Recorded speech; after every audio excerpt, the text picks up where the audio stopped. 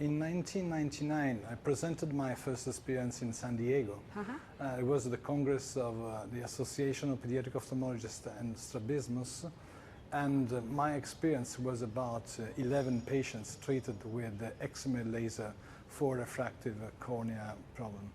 The idea was to try to see the feasibility of laser treatment in children, and followed by the evaluation of the safety of this procedure in children, because you know it's a very controversial topic.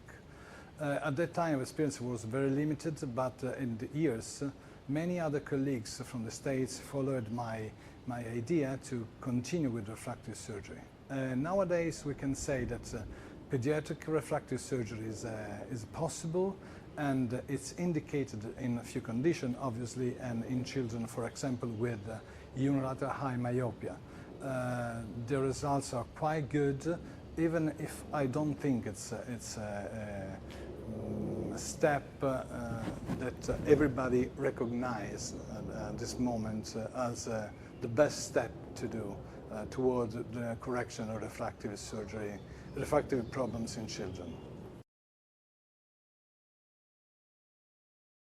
The controversy is coming out from the problem of the cornea in children. We didn't know actually how the cornea perform after laser because of the possible haze, because of the possible complication, because of the nature of the defect, because the defect in children is this kind of defect, high defect, cannot be predicted, and also because of the variability of the refraction in children.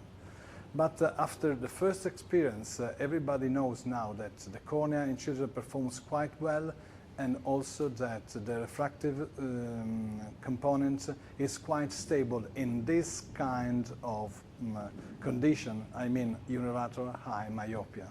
So at this time, there is not much controversy. The possibility, I think, of the IOL, phakic IOL in children should be explored, because I think in the near future maybe something very interesting will come out. At this point, we can say that we can operate after 3 years of age. The experience of all the colleagues is quite similar.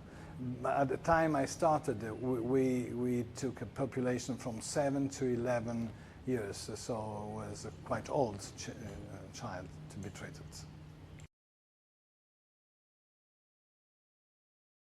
As I mentioned before, phakic IOL are possible, but obviously contact lenses are still the best option at this point.